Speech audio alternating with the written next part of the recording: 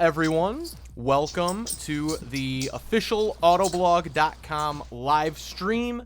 My name is Eric. I am the multimedia producer here at Autoblog, and I am joined today by Autoblog's news editor, Joel Stocksdale. What is up, Joel?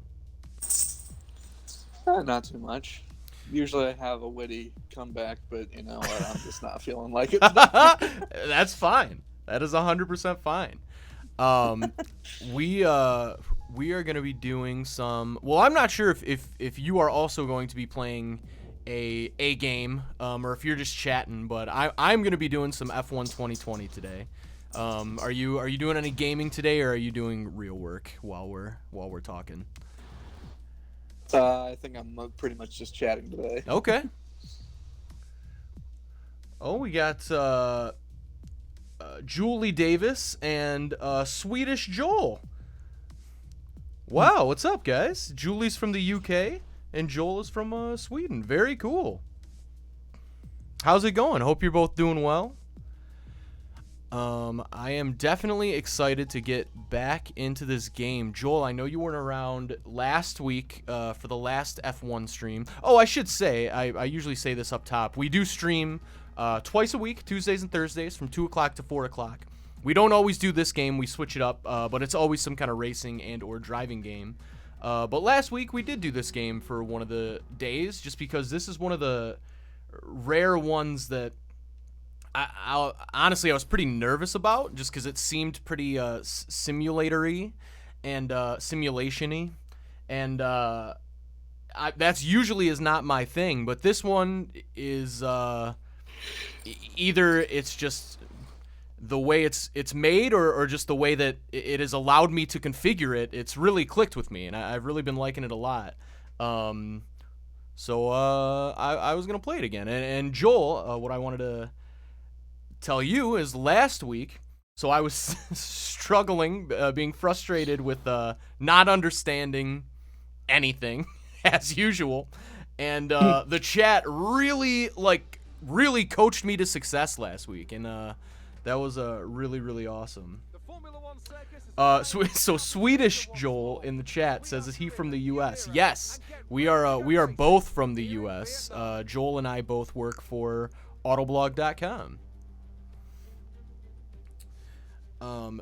But Joel, how has quarantine been treating you? It's been a little while since you've been on the stream.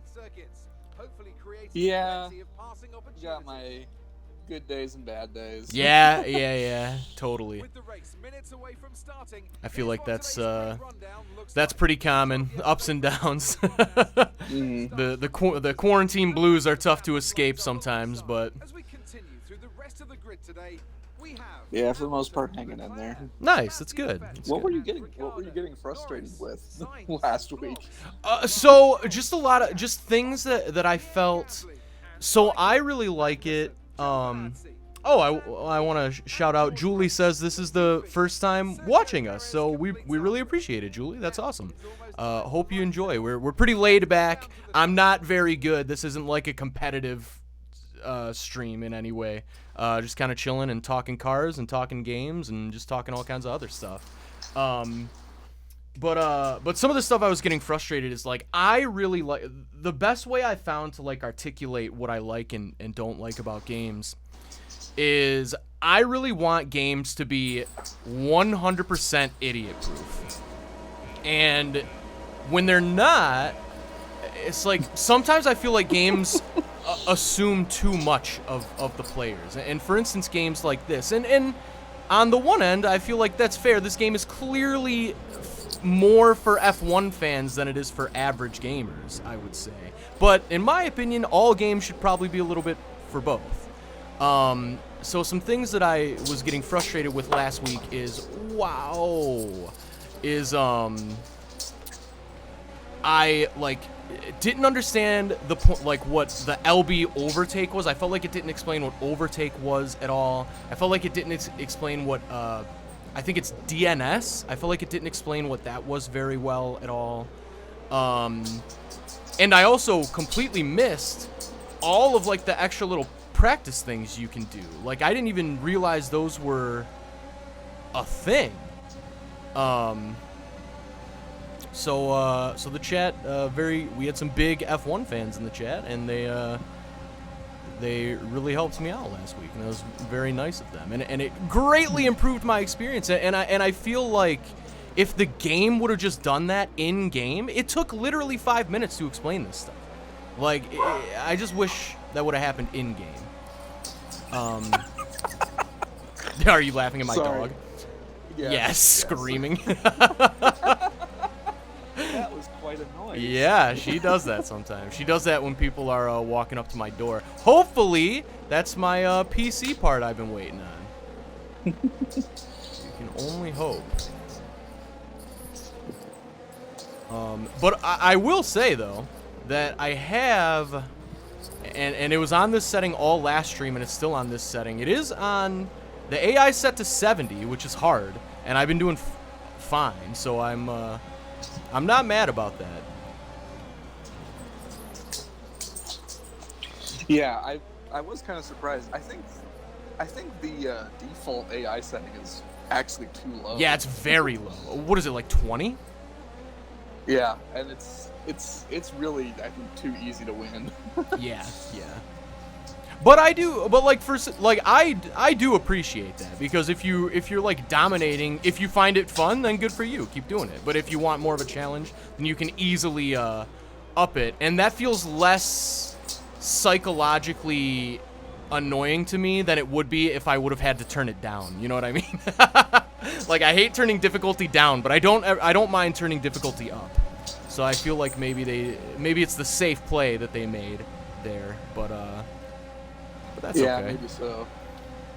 But it is kind of one of those things where it's like, Lewis Hamilton is pretty much the best racing driver on the face of the earth, and it should, like, by default, it feels like you should be able to beat. Yeah, by, like, totally. multiple seconds at a time. Totally. No, I definitely get that. Wow, I am doing poorly this race. But that's okay. We're almost done. Well, I remember. So kinda. Usually when I've been playing F1, I've got damage and stuff turned up, and Vietnam is kind of a nightmare track. Yeah. For that, it's so narrow. Yeah, this is the front of my car is just gone at this point. But we still got speed.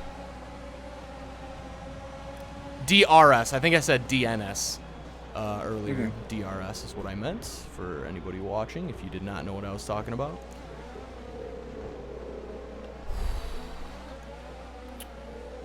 The one thing that, maybe you'll know the answer to this, Joel. Do you know why it seems like, let me rephrase. Is it similar to real life, would you say, the fact that when you get hit sideways, you like really drastically slide sideways, and that's the only way in this game that you can slide sideways, is if you just get like the tiniest little bump? Like, is that like I'm describing that poorly, but from when you played this game, did you have a similar experience? I feel like I spin out so easily when I'm hit, and never any other point. Yeah, I mean, sliding is not really a thing in Formula One. Like, I guess I mean spinning out then. I might have phrased that poorly. Well, I mean, spinning out is definitely a thing. Like, it's one of those, it's like F1 cars are designed for as much grip as possible, and there's not really much room for error. Yeah. So like, if it's sliding out a lot, unless you are at the like absolute top of your game and can catch it fast, you're gonna spin out. Yeah. I guess I just mean like, I can't. If I tried, I couldn't spin this car out. But if someone hits me even a little bit, I just feel like I'm going totally sideways. And I wonder if that's just a some quirk of the game. Some of that may have to do with your driving assist. True. I feel like I don't have a ton on. At least not relative to what I sometimes have in other games. But I probably still have quite a few on. Oh, I see. All right, hold on. I see more people. Oh, God. I am really just doing bad here. I glanced away to look at the chat, and I see you guys. What's up, everybody? I will acknowledge you all after I'm done doing awful at this race. But I did see Lucky Girl out of the corner of my eye. What's up, Lucky Girl? Hope you're doing well. And I think Lucky Girl was roasting me for not doing good, which is fair. So I'm doing really bad this race.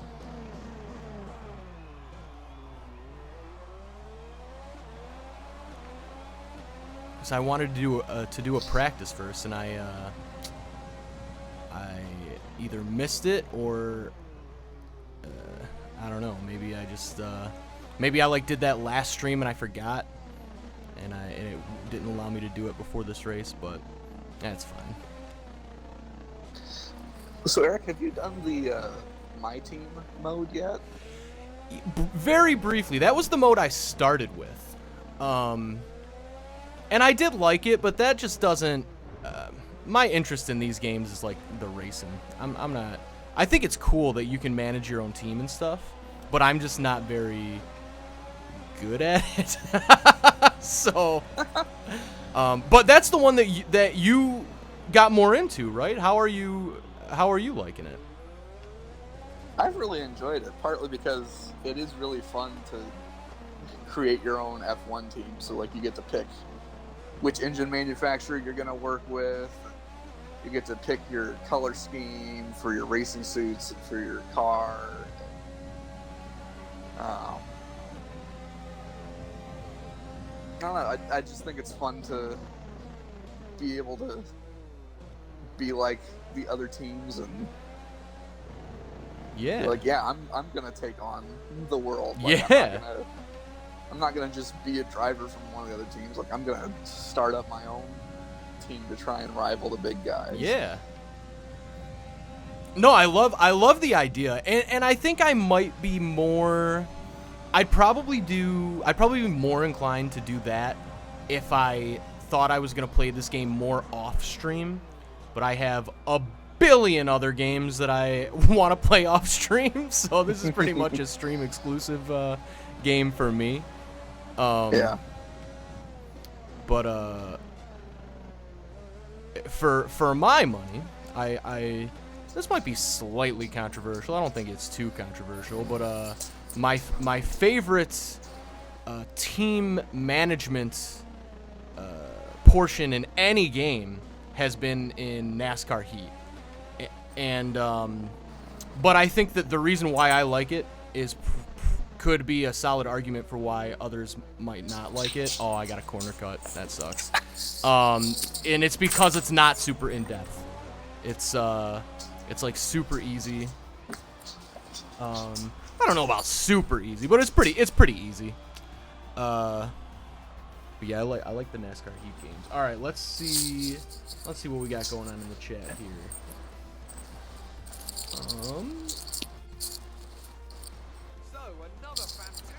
Oh, Swedish Joel is flexing on everybody, saying in Sweden quarantine isn't a thing anymore. We know, Joel. We know.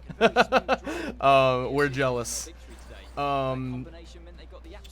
Yep, Lucky Girl's here. What's up, Lucky Girl? Lucky Girl was indeed roasting me. Says, with all due respect, you got to clean up those driving lanes. No, I appreciate it, but I don't even deserve the respect. I'm bad.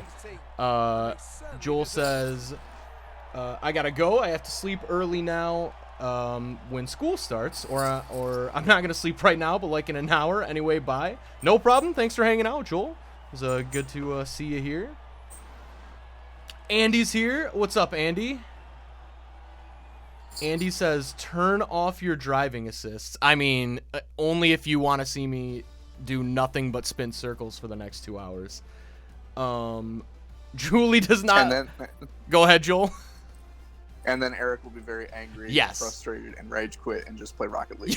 Yeah, that is so accurate. Yeah, that's exactly what would happen. Julie does not like the third-person camera view. I know, but I just can't. I have a really tough time playing in first person in driving games. I don't know why, it just throws me off. I don't know if maybe I like get a little anxious about it. It's like too real maybe. I don't know. But I can't. I have a really tough time doing that. Justy Var says, "Hey, remember me? Of course. How's it going?" Lucky Girl says, "I saw palm trees. Was that track in Florida?" Close. It was in Vietnam. Celica says, man Skyway. We have different definitions of the word close. For sure. I was completely joking. What's up, Celica? How's it going? Happy Thursday.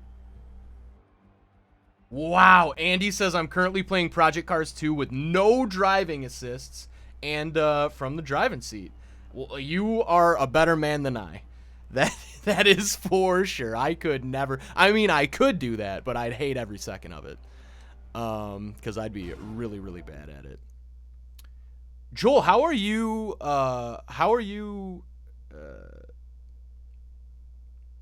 Jeez, I can't speak today. Are you excited for Project Cars 3? Let's try that.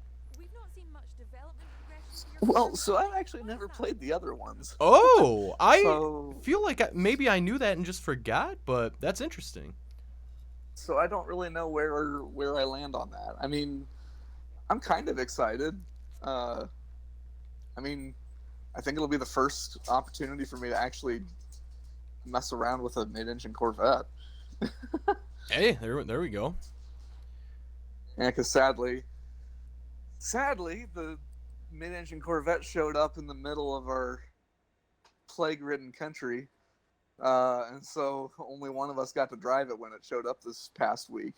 So you'll be seeing a review you'll be seeing some content regarding the mid-engine Corvette from Zach Palmer in a few weeks. Oh, nice. My pal Zach Friendmer. That's an extremely. Oh, I guess I have to explain this. So, I don't know. Somehow this is related in some way to Star Wars. I don't remember how. But we started saying my friend Zach Palmer, and then we just flipped it to say my pal Zach Friendmer. And it's really not funny at all. I probably should have just kept that awful joke to myself. But I get it. Celica says, "Good to see you, bro. Just fell asleep in a Zoom meeting." I mean, I hope at least your camera was off. That's hardcore.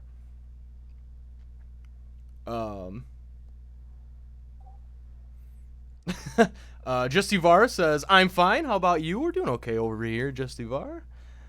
Ooh, Andy also got an Oculus Rift today. I am jealous. I am super jealous. There have been a lot of times that I've been tempted to buy a PlayStation VR headset just for Gran Turismo Sport. Yeah, because I feel like it would be really fun, but I have a hard time justifying a few $100s to play with specifically one VR game. I mean, yeah, there are other VR games for PlayStation, but there aren't a lot that I would consider like good enough to justify me buying a whole headset for. Yeah, for sure. I see a follow. I miss these sometimes, but I see Yoshi Gamer. Thank you for the follow, Yoshi Gamer. Thank you very much. Julie had to go. Thanks for hanging out, Julie. No problem. Andy says Project Cars 1 was easier than 2. And he has rage quit several times. Okay. Oh, and Yoshi gave us a host as well. Thanks, Yoshi. It is very appreciated. Cool.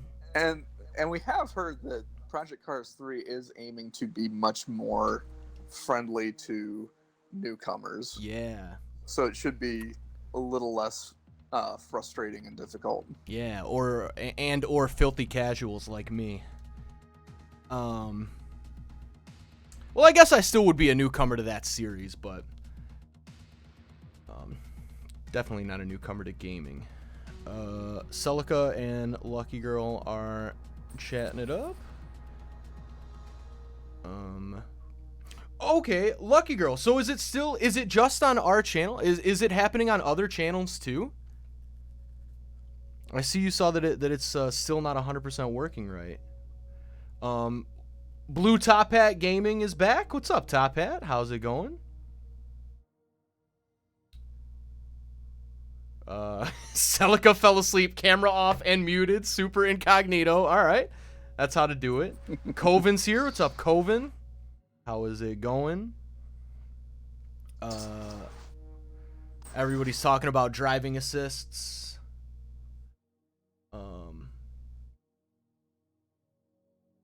Oh, wait a minute. Andy is adding someone called the background voice, but I don't see... Oh, he's talking about you.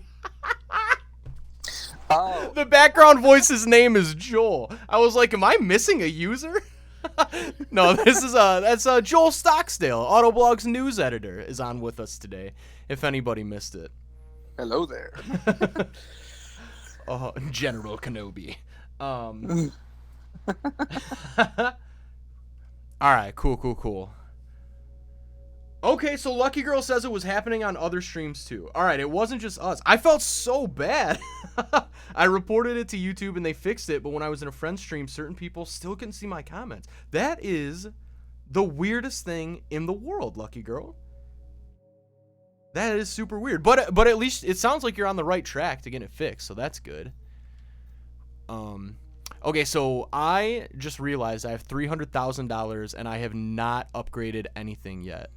So I need to do some upgrades. Did you? So yeah. Let's hear your advice for this. So Joel. here's the other thing. Basically, all this stuff that you can do is basically the same as the My Team stuff. So it's not really a huge amount more management than what you do in like the regular championship stuff. Interesting. Okay. I recommend we could go for something like this. I asked for recommended, and I don't know if the recommendations are based on your previous races, but the very first thing there we go. It went to durability, which I find funny because yet true. All right, we will Eric is a little hard on his cars. a little bit. I've never in my life been in an accident in real life though. Knock on all the wood. Oh my god, dog. It's me. It's me, dog. I'm just knocking on the desk. That sound cracks me up.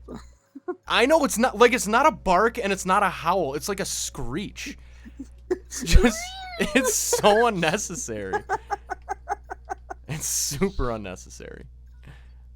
All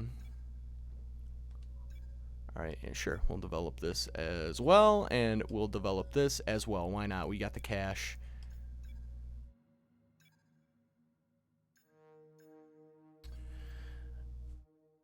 You know, every time that I've gone into do vehicle upgrade development, every time I see the option between basically doing it right or doing it fast, and every time I'm like, man, what position would you be in that you want to like rush development?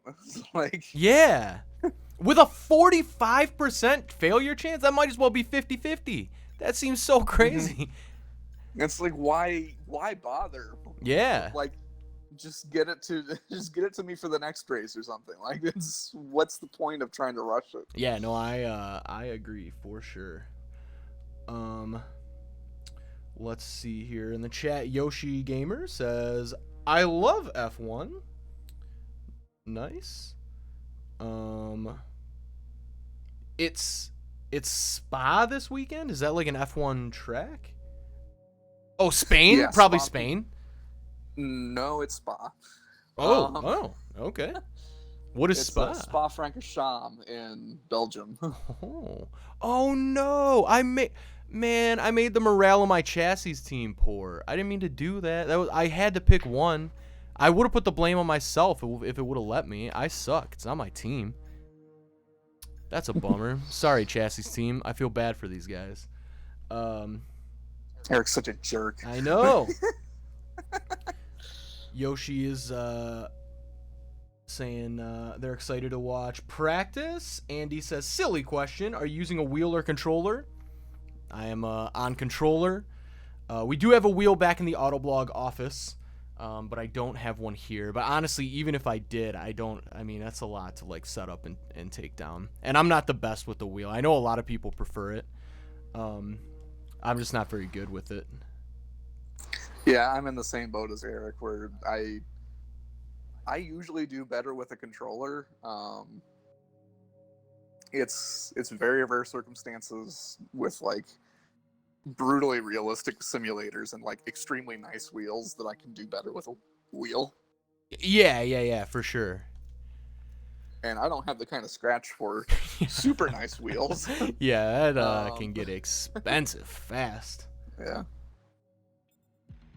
Celica says, how hard did you knock on the wood? Very hard. I do not want to get in an accident. Lucky Girl says, I wonder if Forza Horizon 5 is going to be like Call of Duty Black Ops 3 was, and have a slightly downgrade. Oh, I see. And have a slightly downgraded version of FH5 for Xbox One. Actually, Lucky Girl, I think it's more likely that it's going to be reversed. Since Microsoft already came out and said there isn't going to be any. Oh, you know, actually, I might have been misinterpreting. What I was just about to say is they came out and said that there weren't going to be any Series X exclusive games for like a year or maybe 2. I know it was at least a year, maybe 2.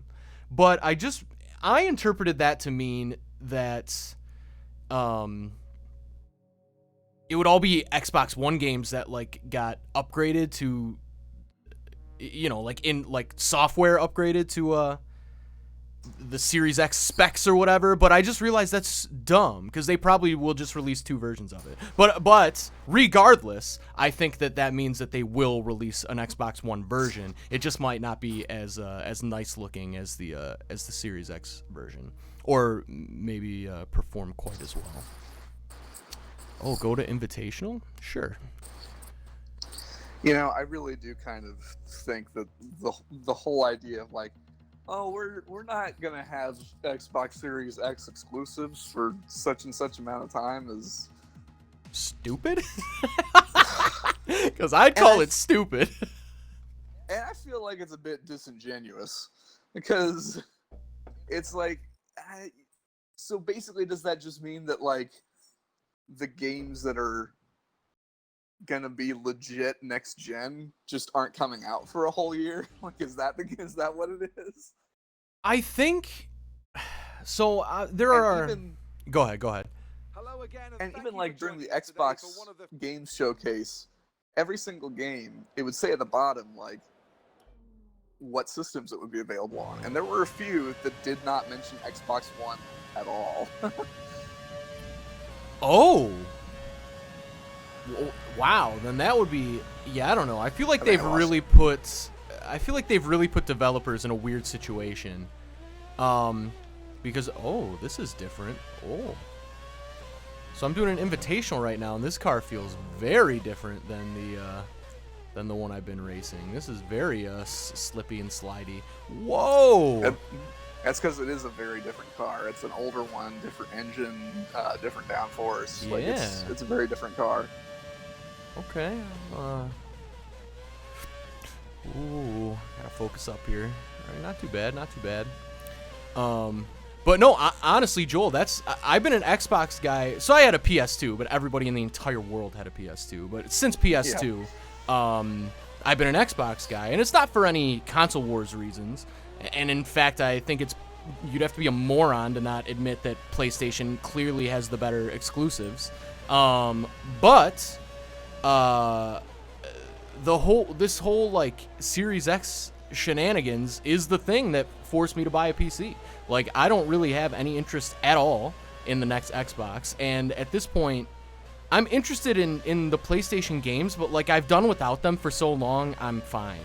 You know, it's like I don't have the nostalgia for the next Last of Us or for the next what's that other one? one that everybody loved. Though I think you and I talked about it. You're a big fan of these games, PlayStation exclusive. Uncharted? Yeah, Uncharted. And I know those games are amazing, but I just don't like. I've already gone without them for so long. So when I was making my decision of like, do I go PS5 or PC? I just figured PC, and I'm crossing my fingers that more PlayStation exclusives like Horizon Zero Dawn will eventually come to PC, and that might not happen, but even if not, it's okay. Horizon Zero Dawn is out on PC now. No, yeah, I know. That's what I mean. That's what I mean. Okay. Yeah. Like I hope they make the decision to do that with more of their games, but I would totally understand if they did not. Obviously. Which that honestly shocked me that Horizon Zero Dawn came to PC. Me too. Because that was because I think that was definitely considered a system seller for PlayStation 4. Oh yeah. So is there an actual end here, or is it just hit as many points? Oh yeah. There's a target distance. Okay. No! Oh man, I was right there. Super close. Oh, I still passed. Okay. All right, I'll take it then.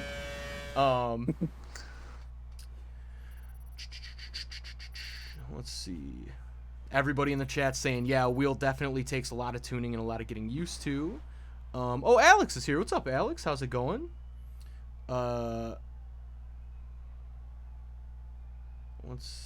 see. Alex says, unfortunately, I have to read also Forza. I don't know what you mean there, Alex. I had more progress than I remember. That's good, though. My mom says my dog sounds like she's trying to bark with a sore throat. No, she's just like screaming at people on the sidewalk. Andy's using a Logitech G25. Very cool. Lucky Girl says, I think FH5 isn't coming out till 2022. Oh, so I don't think the 1 year thing would apply to that. Yeah, you may be right. You may be right if that's true. Well, and also with the Forza Motorsport trailer for the Xbox game thing, I don't think they mentioned anything about Xbox One on there. Granted, they didn't give a whole lot of information about it, but it sort of seemed like they were kind of saying it. I don't know. The vibe I was getting from it was that this is going to be a Series X only, well, Series X and PC only thing. Gotcha. Yeah, no, it might be. Because basically, like, every Xbox exclusive is available on PC. Yeah, for sure. And that's the other reason why I decided to go PC instead of Series X, because in my eyes, it's just a 10 times as powerful Series X. Not 10 times. Yeah. That's I was using hyperbole, as I tend to do. But it's more powerful. It all depends on what kind of PC. That's true. I definitely went mid to high range. I didn't go crazy high range, but I tried to future proof it a bit at least. Nefaliso?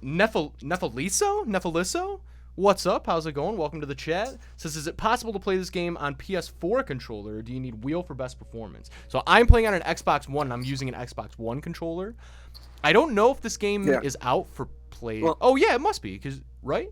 Yeah, because I have a PS4. I was playing it on PS4. I just didn't remember if you also, because I know you do have an Xbox, you just don't play it online. Yeah. But okay, very cool. Yeah, and I mean, yeah, I use the PS4 controller all the time, and it works great. I mean, I love the PS4 controller, but yeah, have you? Oh wow, Coven. This is a hot take. Coven says Xbox has better exclusives. I think you might. I mean, I'm the Xboxist guy of the Xbox guys, and I think that's crazy. Xbox has Halo, and the new Halo looks like trash. It looks like hot garbage. So, wow, that's an aggressive take. I mean, have you seen it? Looks laughable. Like, I saw the trailer. Like, I don't have super strong feelings either way on it, because part of me was like, visually it didn't look super amazing, but also looking at it, I was like, it is a very open world Halo that we haven't really seen before, so I guess there may be some processing power going to that. I don't know. Yeah, no, you're right. But man, that game looked like a 360 game to me. No, it wasn't that bad. It's pretty bad, dude. It's pretty bad. Like, I don't know. It really, really rubbed me the wrong way. I was like, this is what we've been waiting for? Like, this is the flagship title for the next generation? Is that a joke? All right, let's see here.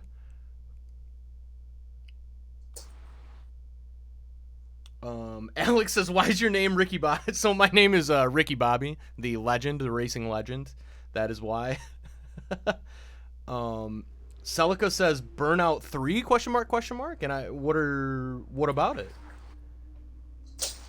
Oh, Xbox Fire Gamer's here. Xbox Fire Gamer delivering the very exciting news that Wreckfest and F1 2020 are both free to play on Xbox right now until 12 p.m. on Sunday. So if anybody wants to play this game themselves and probably do a better job than I'm doing now, you can do that for free until Sunday. So that's pretty cool. Xbox Fire Gamer is playing some Wreckfest multiplayer right now. I think you really... Did you play Wreckfest? Or was that someone else, Yeah. Joel? You really enjoyed it, Yeah, right? I bought a copy, and Nice. I actually quite enjoyed it. Nice. Yeah, that was one. I'm not gonna...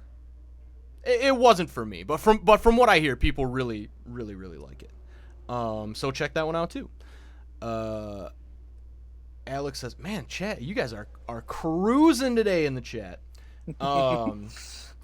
Xbox says, PS2 had Need for Speed MW25? What's the M 2005? Most Wanted. Most Wanted. I was thinking Midnight Club or something. Makes sense. So that makes it the best console. That's fair. I would call the GameCube the best console. Most Wanted was also on Xbox 360 and PC. Oh, but, wow. There you go, then.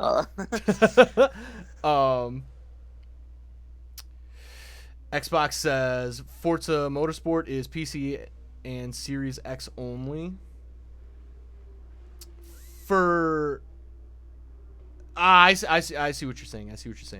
Were we talking about Motorsport that whole time? I thought we were talking about Horizon. But either way, it probably doesn't make a difference. Well, so initially it was talking about Horizon, but I brought up Forza Motorsport. Yeah, because that's the one coming out first.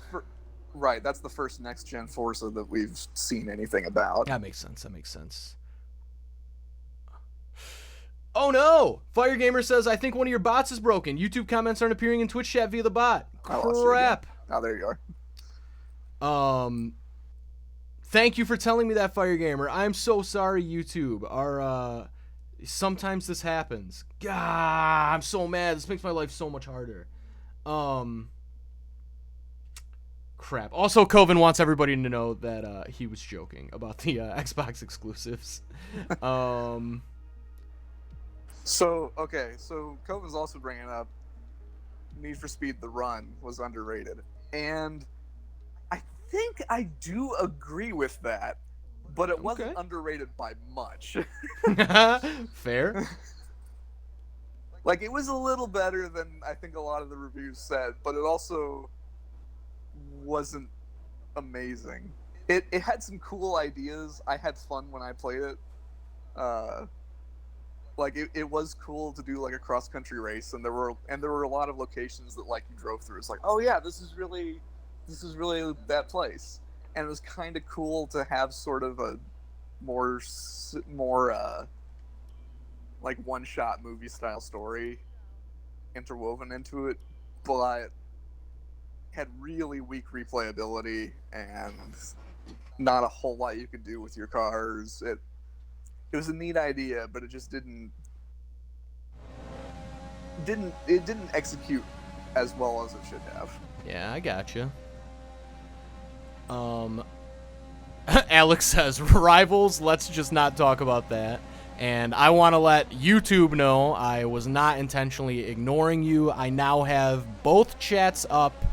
Sometimes my stuff breaks, and I'm gonna have to kind of look at two different things here, so I'm gonna be somehow even slower. So I apologize, but we're gonna get through while it. also trying not to crash. Yeah, while also trying not to crash. I'm restarting. So So I raced this track earlier in the my career mode, and this set of turns was messing with me when I first started playing it. But once I got it, I was like, oh, I kind of like this track. Ooh, okay. Yeah, I'm excited to get the groove down here. All right. Every good racing driver has a load of excuses ready to go, even right at the start. Oh, of course, of course. It's the name Every of the game. bad racing driver too. Yeah, of course. Every racing driver. Just that. Yeah, it's the name of the game for sure. Okay, I completed a team objective.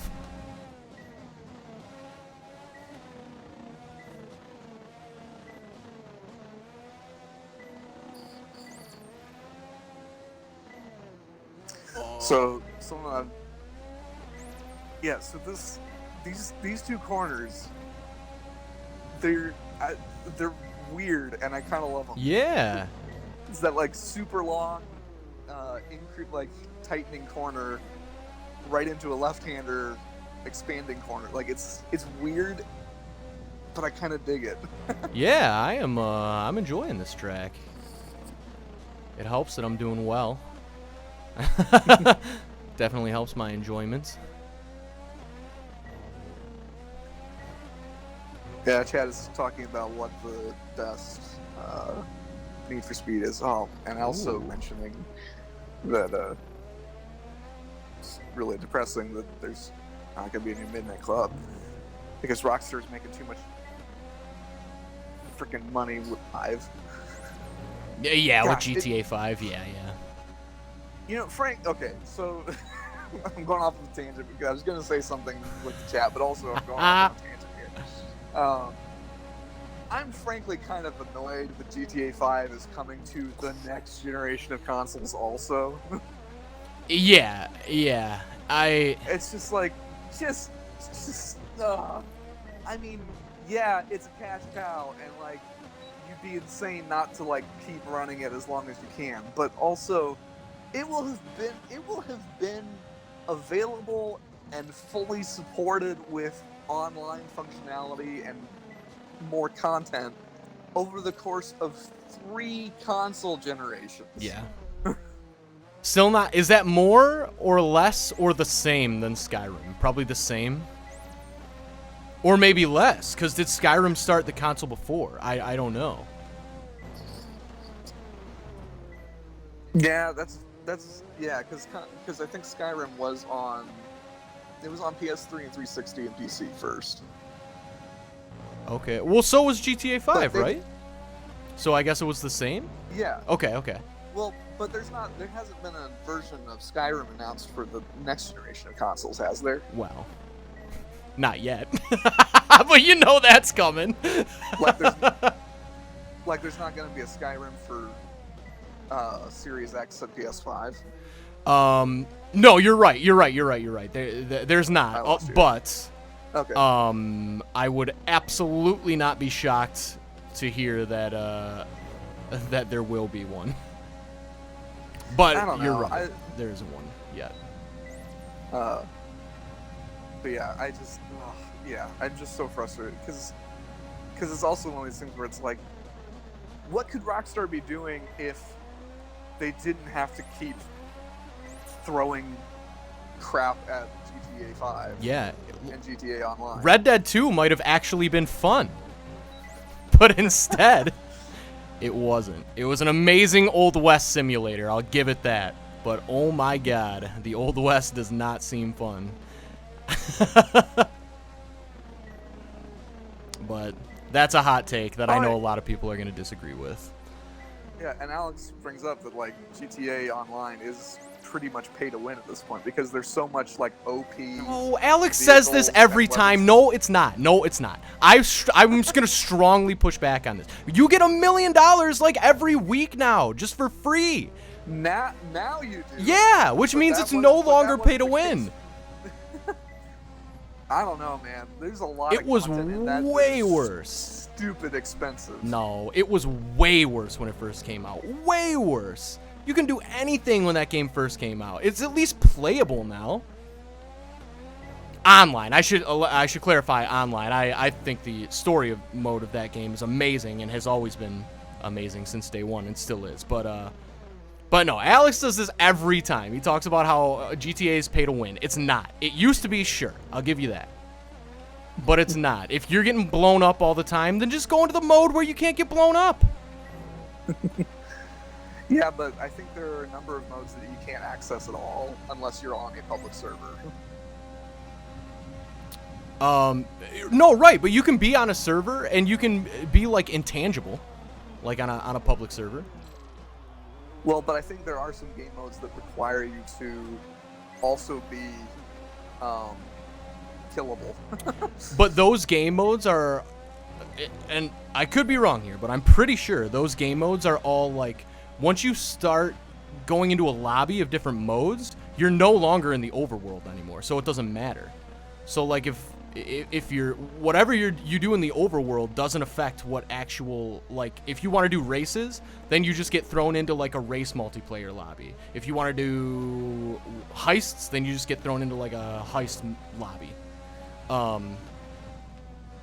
don't know. I just take great issue with calling GTA 5 pay to win. It's just not the case. Oh, 1 lap of fuel. Do I not have any more of these things? I guess I already did it the first lap, so I don't need to anymore. Retire from the session. But yeah, my main point though is that I'm just like, can we just let it cruise into the sunset? Yeah, no, I agree. I wholeheartedly agree with that. I just want GTA 6. Yeah, who knows? Boy, who knows when that's going to happen at this point? I'm not holding my breath anytime soon. All right, so Alex says that $1 million weekly dollar thing is only with PS4 Plus. No, it's not. I'm on Xbox. I get it. So that's incorrect. Andy says the cheaters spoiled GTA Online on the PC. It's like, dude, then just find different servers. Like, it's not. It's like there's cheaters in every game that exists. Every online game that exists, there are going to be cheaters. A lot of them. It's like, I just feel like, and like, I sound like I'm defending GTA here, and I guess I kind of am, but I just feel like it gets such a worse rep than all the other games that are identical, that are identically frustrating, let me say. Like, for the same reasons. But there are way more reasons to be frustrated with Rockstar than trying to make GTA seem pay to win. It's not. It's definitely not.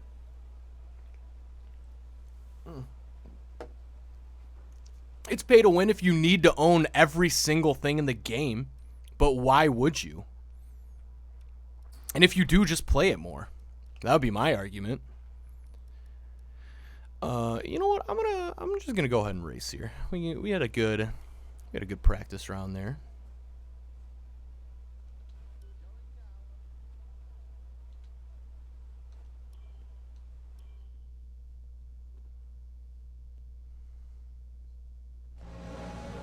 So, and actually, circling back to what we were kind of talking, what got me on my tangent was there was some discussion about what favorite Need for Speed is, and I think I'm probably split between Underground and Underground 2.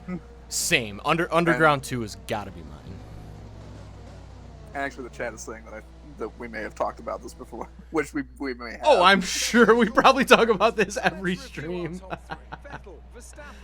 Lucky Girl says, please go back up and read the chat. I mean, Lucky Girl, there are a million messages. I don't know specifically which one. I see Underground 2 is a Diamond 2. I love that game. Agreed. Yeah, so I feel like Coven has a very sensible take on GTA. It's still hard to grind, but you can make a good amount of money now. Yes, agree. But I don't think that makes it pay to win. I feel like pay to win is a very specific, very bad thing that I just would never lump GTA into.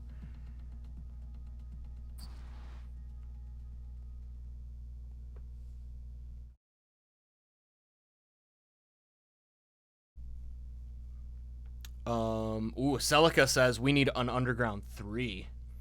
Yeah, agreed. We just need more racing games in that genre, I feel like. I guess Need for Speed Heat was kind of like... I guess Need for Speed Heat, like, that was it. But it just... I don't know about you, Joel. It didn't quite scratch that itch for me. It was close. It was fun. I like it. But... Which game? Need for Speed Heat? It's like... Yeah, it got close. I think probably the closest that we ever got to a third Underground game was Need for Speed 2015, which it was the predecessor to Need for Speed Payback. It's really annoying that they just called it Need for Speed, and so you have to refer to it by what year it was, and I forget exactly what year it was. I think it was 2015. But that one, I really like. The cars and upgrades were really great. The driving physics, I think, were pretty bang on. And it was nice in that one. Like, honestly, and like this is probably my hot take for the day. Oh, let's hear it. I'm just not really into cop chases in Need for Speed games. Oh, like I know that's one of like that is the big spicy things hot that everybody loves. Yeah, but I get tired of them really fast, especially like when they're lasting a long time, because it's like, okay, I just want to end this. Like I've hit all my goals, and like and now I'm struggling to lose everybody, and it just gets frustrating. Yeah, that's true. That's true. Wow, somebody looks really angry in the YouTube chat. We're on YouTube and Twitch right now. Normally you can see each other, but stuff's broken.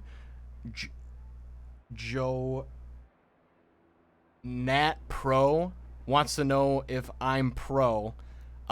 Pretty obviously not. If I was, I'd be the worst pro who ever existed. So no. No, I'm not. Lucky Girl said, earlier I said Rockstar knows they will never make another game like Midnight Club 3 again, and EA knows they will never make another game like Need for Speed Most Wanted 2005 again.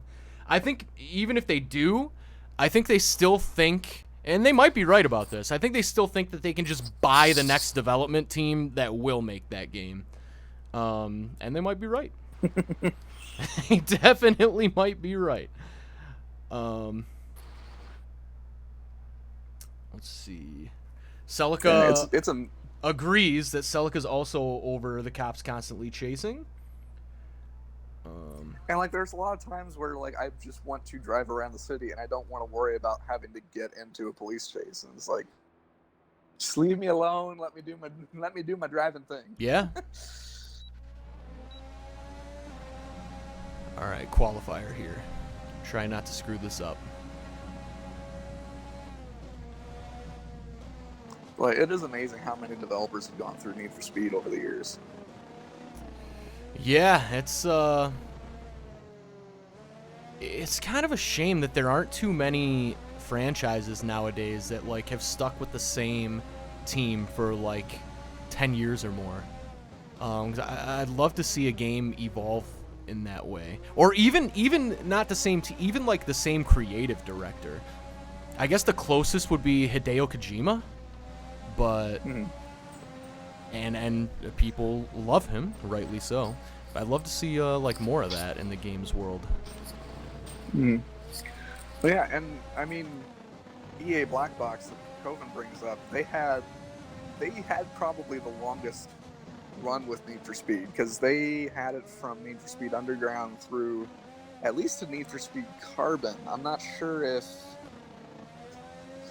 about subsequent games after that. But Black Box shut down several years ago. I never played Need for Speed World. I would hear about it every now and then, but Yeah, it was an online. I don't think I've ever even heard massive of this. multiplayer online. What? Yeah. No way. Was it good? Is the chat saying it's good? Coven liked it. Nice. I never played it. That sounds really interesting. Celica says it was nice to cruise around in an actual Celica in Underground 2. Absolutely fair. And Lucky Girl says they had a good development team for Midnight Club, but they pushed them into the ground. That's what happens when you abuse what you have. Yeah, and unfortunately, it sure seems like that's still kind of running rampant in the game development industry.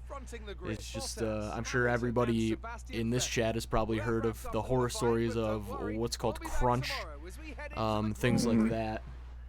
Just really kind of disrespecting the development team, overworking them, underpaying them, I'm sure. Yeah, well, and I think that is one of the problems, is that I think the studio that had been in charge of the Midnight Club games was one of the ones under the like 2K and Rockstar brands that was being abused with lots of crunch time and other stuff. Yeah. And then they ended up being dissolved. That's so unfortunate. Let's see. Alex says, I think I played the demo of Underground 1 and loved it. Or at least I used to when I was like 5. Fair.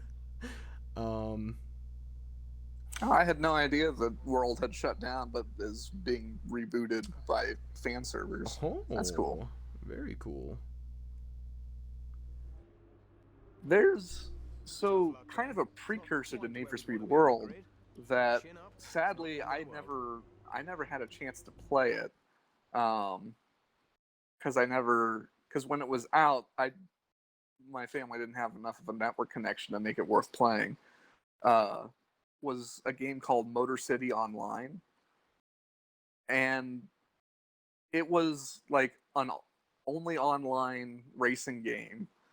And it was out like about the same time as like Need for Speed Underground 1.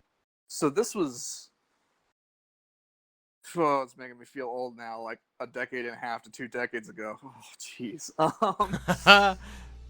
But it was all like hot rods and muscle cars, and I think took place in sort of like a 60s 70s era Detroit.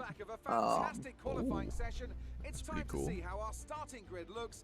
And it looked really cool. Like, it looked like it was a lot of fun to play. But it was online only, and of course the servers were shut down at a certain point. I don't think anybody ever got around to like creating a private fan server. Whoa, do you guys see this? It is pouring rain. This is an ill omen.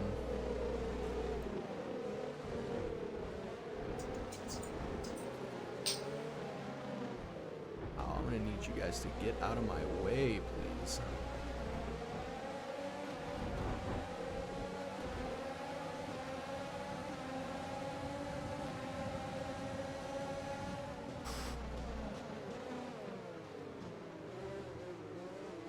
I saw someone say that it feels like developers are focused on like only graphics or mostly graphics, and I don't think I agree with that. I mean, there are so many, literally thousands, if not tens of thousands, of like incredible indie games that they all exist, and they're all cheaper than full-price AAA games, and they very much carry on the spirit of like graphics are secondary and gameplay comes first. And I don't know. I feel like those very much exist still. If there's a type of game that you're craving, I am sure there's an approximation out there somewhere. Because there's just so many of them. Just not all of them get the shine they deserve, for sure. But they are out there. Oh, crap. Oh. Yeah. No, I'm not changing my strategy.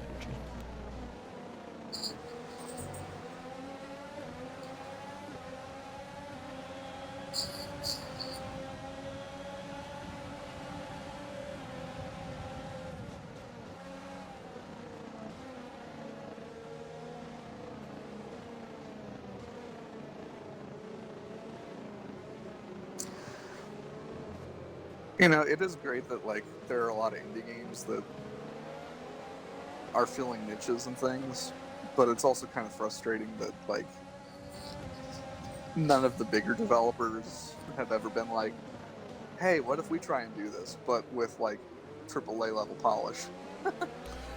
Well, like what specifically? Because some of them do. I mean, EA has those like I think it's EA. They have those like Unraveled games, and then Ori and the Blind Forest is like a AAA developer. I would consider those indie type games with AAA polish.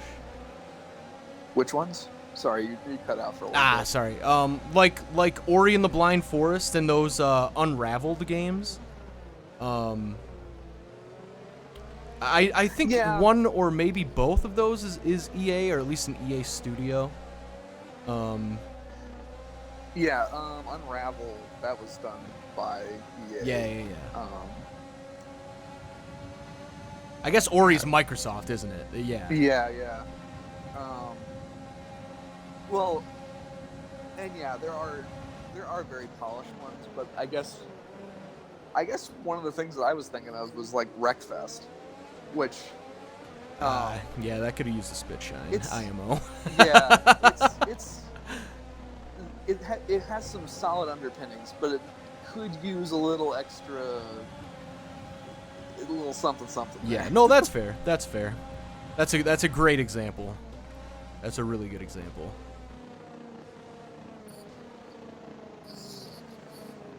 And actually, I think I remember somewhere in the chat there was some talking about games being dumbed down, but also, and again, like I'm thinking of racing games because that's just what I'm thinking of right now. But sometimes a little bit of dumbing down is not a bad thing. Agreed. You're talking to the guy who wants every game to be idiot-proof. and like, I kind of wish there was a slightly dumbed down version of Mud Runner from a company. Yes, please. With a little bit more money to spend on licenses and polishing off things. Which, and don't get me wrong, I love that Mud Runner, Snow Runner are super hardcore realistic simulators. I think that's fantastic, and I'm glad that it exists, and I've had fun with it. But there are also times that I'd like to be able to hop into like an off-road game where it's maybe a little bit more fast-paced and a little bit more forgiving. Yeah. With maybe a different set of vehicles. Yeah, absolutely.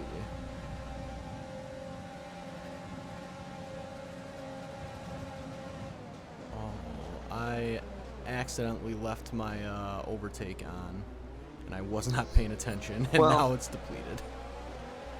And also, I feel like a lot of the indie games that have the most polish are 2D platformer type games, and that's great and all, but I don't know. Like, I would like some really polished 3D platforms that aren't solely from Nintendo. Heck, even Nintendo falls into the trap of doing a lot of like 2D platformer games. Yeah. So here's a recommendation for you and anyone else. One I played kind of recently that is in that similar vein of 3D platformers. It was, but to your point, it was good. It wasn't great, in my opinion. It is called A Hat in Time, and I've heard about that, and I need to try it out sometime. Yeah, it's super fun. It's very cute. I beat it. Like, I played it enough to where I beat it. But it wasn't quite. It was missing that little extra special. It was missing that Nintendo magic, honestly. Mm-hmm. And I am actually kind of hopeful for the next generation in this, because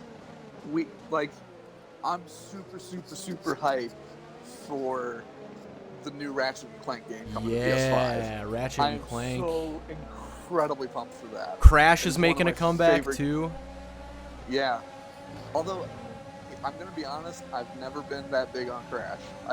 No, me Well, neither, and but Stalker- I'm glad it's Stalker coming GT out. brings up, I'm way more into Spyro than I am Same here. Man, they better be Like- working on a new Spyro game. Crash. And you know, honestly, if they're doing a new Crash, I could totally see them doing a follow-up Spyro game. I agree. trilogy. I hope that's the plan. And like the Spyro Reignited, super phenomenal. remastered. Yeah. It was amazing. It's so tight, so pretty. Like, just have them do basically like Crash 4. So do like a Spyro 4. Yeah, I completely basically that agree. same vein. I'm sold. Yeah, Day one. use the same engine, use the same assets. Just make a new Yeah, Spyro yeah. game. Yeah. But that is one of the it was really rare. pretty. Yeah, no, that was one of the rare games that I 100%ed, which I Yeah. do not often do because that is time intensive. But Yeah, I had 100%ed the first three when I had re-downloaded them as PlayStation 1 Classic games on my PS3. oh yeah, I need to finish off the third one. I think the only things that I haven't done in Spyro 3 Reignited are the skateboard challenges because I hate those. I didn't have too big of a problem with the skateboard challenges, but the thing that by far the longest thing that I spent doing in the Spyro, I think it was Spyro 3 as well, was there's a boss fight. I don't know if it's like a boss fight, but it's something you have to do where there are these two like Chinese dragons. Do you have any idea what I'm Yes. talking about? That was infuriating. That took me hours. Literally hours. That one's actually kind of infamous for being a problem. Yeah. I got through it fairly quickly, but it still took me longer than I would have liked. Dude. I couldn't, like, I thought my brain was broken. I couldn't believe it. I was like, am I doing something wrong? Like, how is it this hard? But it's just crazy Yeah, hard. that one has some issues. Yeah. But, well, and the skateboarding thing, part of that comes back to, like, I don't know. Historically, I have had difficulties with skateboards in video games.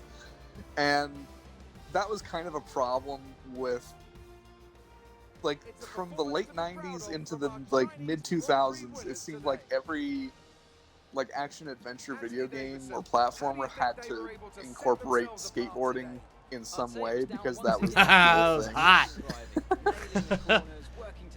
Like, oh man, Tony Hawk Pro Skater's making billions of dollars. We have to squeeze in skateboard stuff. Absolutely. Oh, I see Floyd. What's up, Floyd? Floyd just popped in and is leaving, but no problem.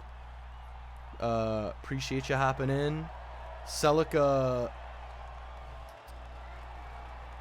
says you guys have betrayed me. Let's see.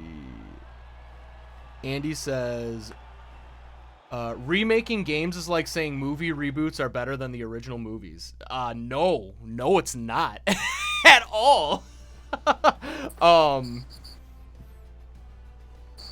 Yeah, I strongly disagree with that take. Also, we weren't necessarily saying that these remakes were better. I mean, I'll say it. They're identical, se. but they look better, so why wouldn't they be better?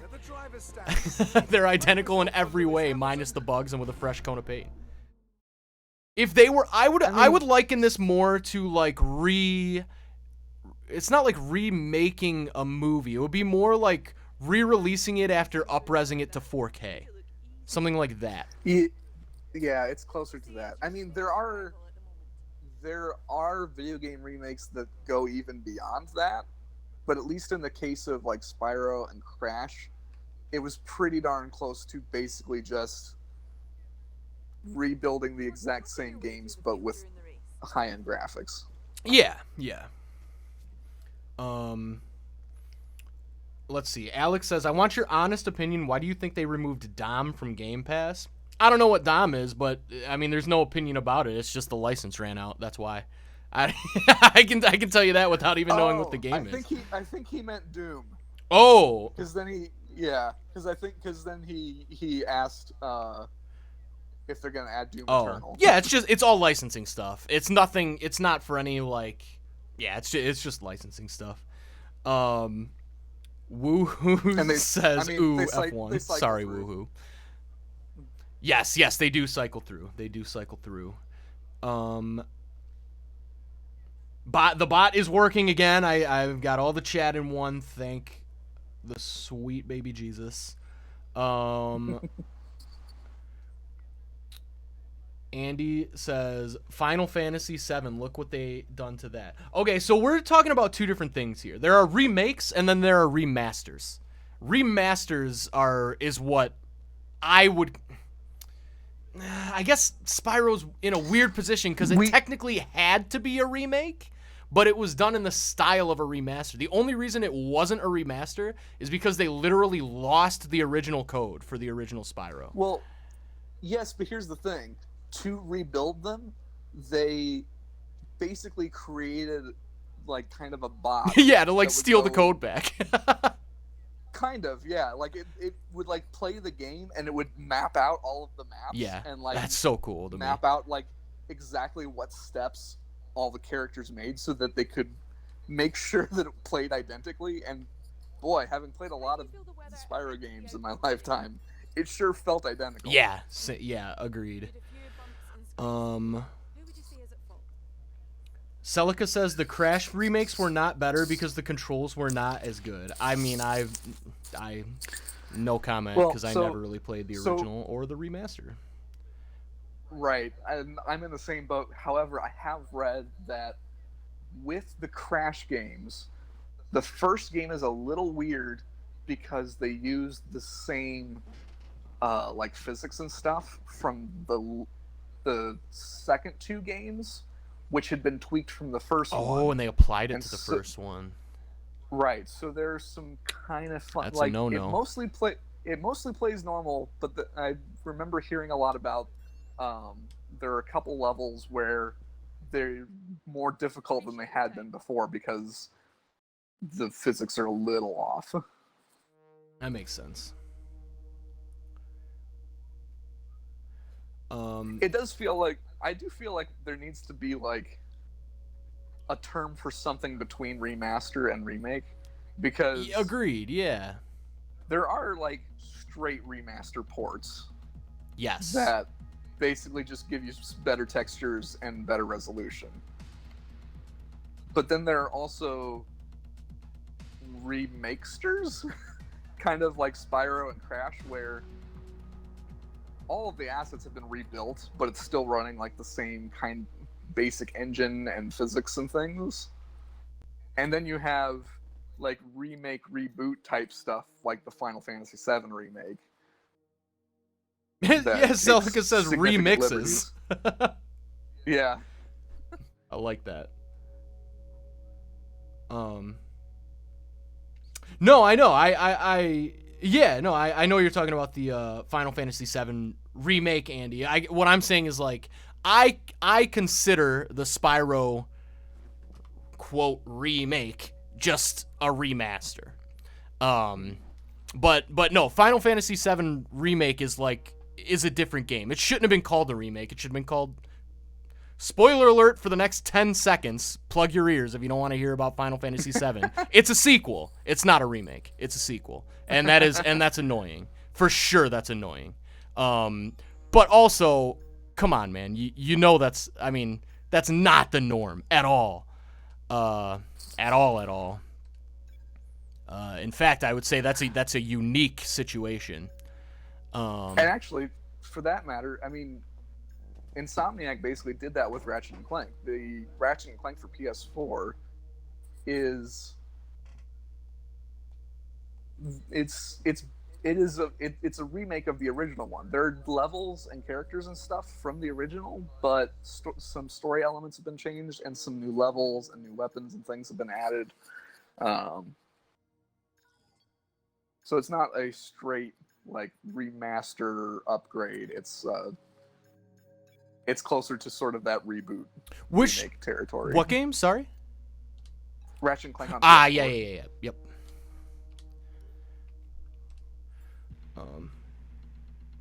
I am assuming that this Ratchet and Clank for PS5 is picking up where Ratchet and Clank: A Crack in Time on PS3 left off. It's having never played a Ratchet and Clank game. So. Yeah, but seeing the trailers, that's what it seems like to me. Lucky Girl says remastered versions of games load faster, so it's better for speed running. Yeah, at least like disc-based games for sure. Andy said they spoiled the story. They called it a remake and changed almost everything. I mean, I wouldn't say they changed almost everything. Sounds like they changed the ending extremely significantly, but it sounds like for the most part it was more of an expansion, at least for the first part. But I'm like, you're right. It is. I don't know what they're gonna. I think it would be extremely disingenuous to call the.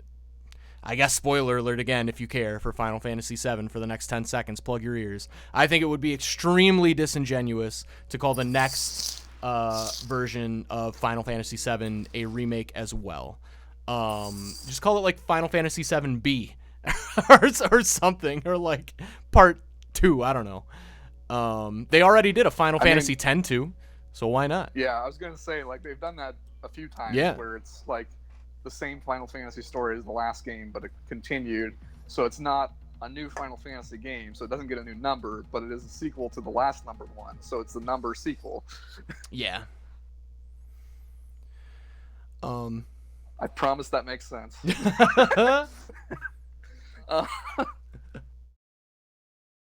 But circling back around, because as our conversations tend to do, they tend to go all kinds of different directions. Of course. But with like kind of being excited about platforms, because I am excited about this next Ratchet and Clank game that's coming out. Yes. But there's also a couple platformers that I'm excited about. There's one coming from Yuji Naka, the guy behind a lot of Sonic games. Oh. Gosh, what was it Piques called? my interest. Yeah. Let's see. I'm gonna do a little Google foo here. Yeah. Lucky Girl says, does anyone in here listen to chopped and screwed music? I love it. I've never even heard of that, Lucky Girl. Is it a genre? Is it like super glitchy electronic music?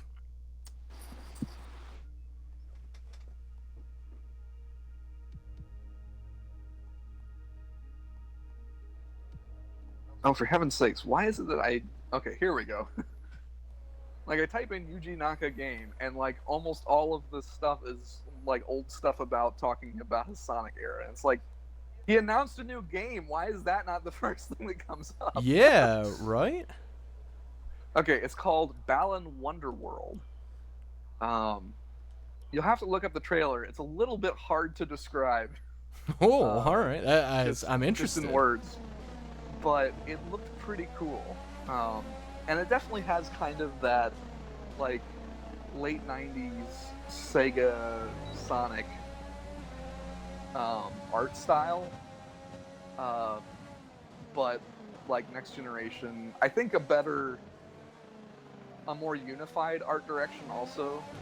It's not like, I feel like right about the Sonic Adventure era, things, I don't know, the art, it felt like the art direction was very much clashing, because you had like the ultra cartoony designs of Sonic and Eggman and Tails and all of them, but in a real world. And it's like, wait, what? How do these creatures exist in a world with like normal people? Right. And like normal things. It seemed a little weird. This it all seems to feel united, but like I'm very interested. I'm very excited about it. Nice. Yeah, I'm gonna have to look that up. That sounds cool.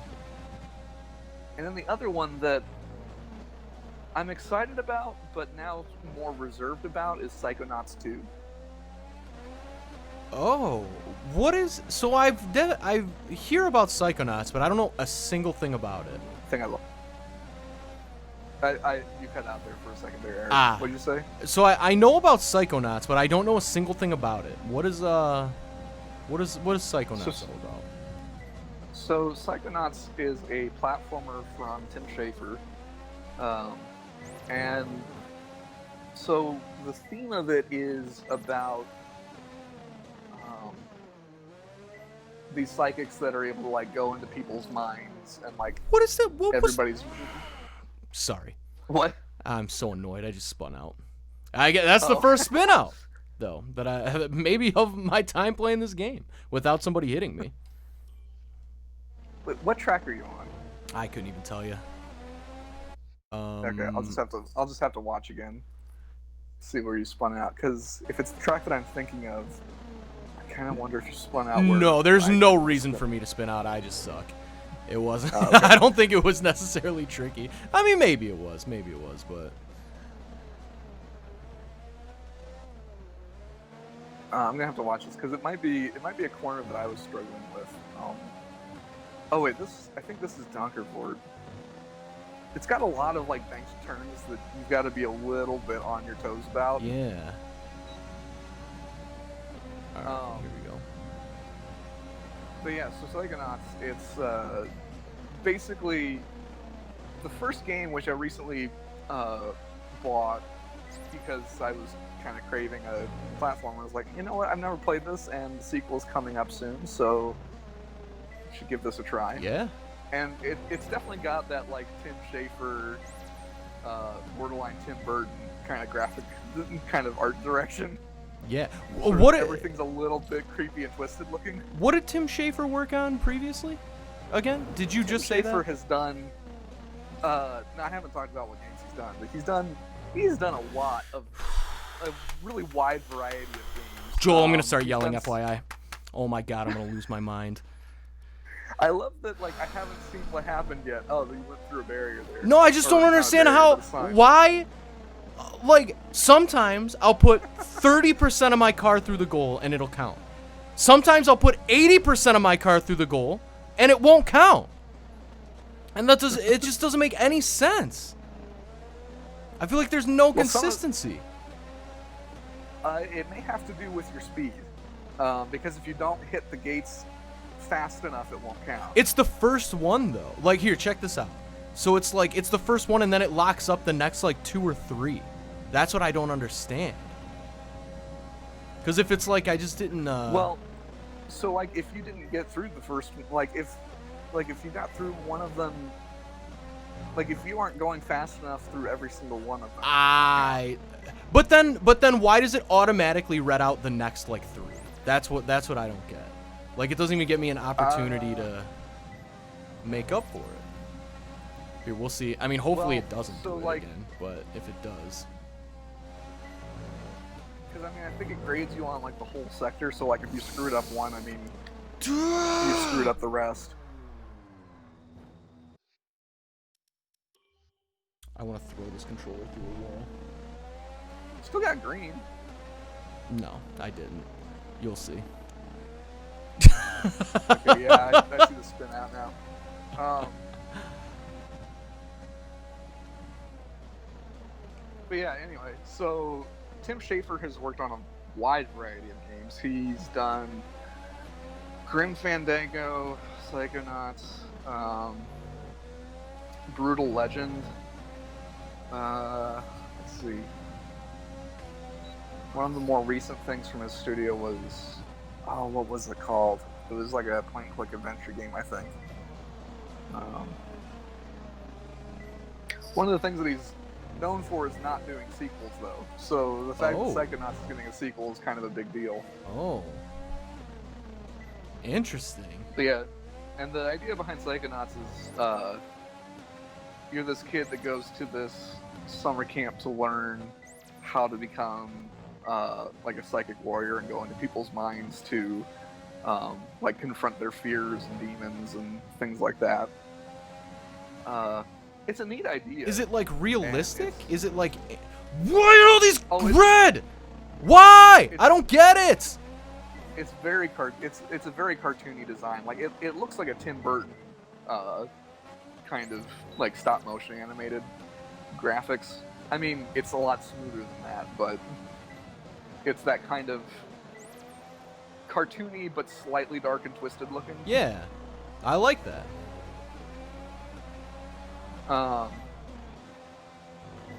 And I downloaded the first one because, like, I've always heard all these people like talk about how amazing Psychonauts is. So I was like, okay, I'm finally gonna get it because you can get it for current systems. It's just a port. It's not anything beyond that. It's a high resolution port. Even the textures I don't think have really been messed with.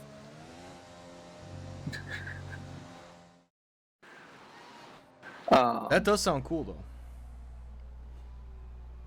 And like, the art direction is interesting, and it's got some funny dialogue and stuff. But the thing that's bothering me about it is that the controls are not great. Oh, yeah, that's not good. I mean, and you said it's a platformer? Yeah. Oh, yeah, that's way not good for a platformer. Yeah. Like, you can make do with it, but inputs just feel kind of delayed, and like, if you don't nail, and because of that, if you don't like nail the timing on stuff, nothing happens, and that gets frustrating because it's like, okay, I'm hitting the button and like it's not doing what I want it to, and it's frustrating. And as you obviously knew, like, if you don't nail the controls in a platformer, you've got a serious problem because yeah. Because all of the fun from a platformer comes from having tight controls. Yeah, for precision. Making, navigating the game world fun. Yeah, that is for sure. So, my favorite platformer, well, 2D platformer at least, probably ever, is Hollow Knight. And man, oh man, if that game's controls were even a little bit off, it would be unplayable. I felt similarly about. Have you ever played Cave Story? No, I haven't. It's good, but it's that same type of thing. There's just like, it's good, but it's that same type of thing where there's just like a millisecond of delay that is like, it must be intentional, but it's not good. Like, I don't know why. It doesn't make for a better experience. It makes for a worse experience for sure.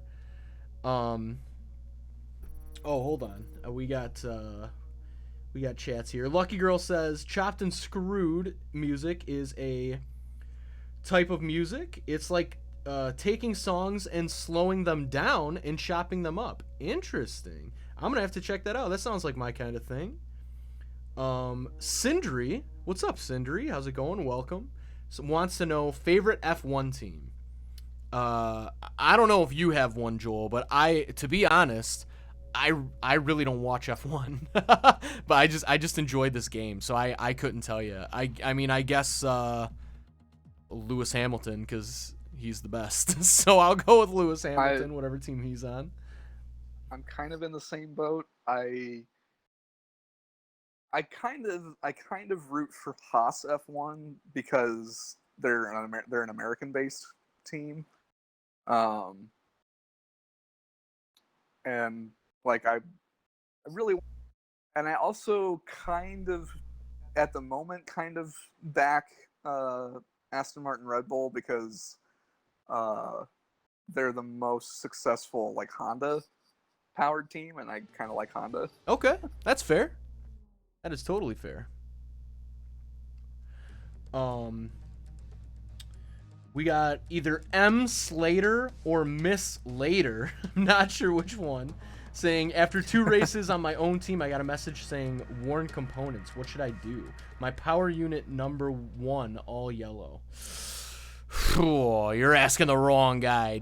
I'm very casual at this game, so I'm not sure. Do you know, Joel? I mean, I think you need to replace those components. Yeah, that would be my guess, but I'm not sure. And I think that's really your only option. And maybe invest in durability in case you're like running low on component parts. Yeah, true. I'm sure that would help. But no, I am a super casual player of this game for sure. As you can see right off the bat. What is that? I'm restarting. What are those? What are those?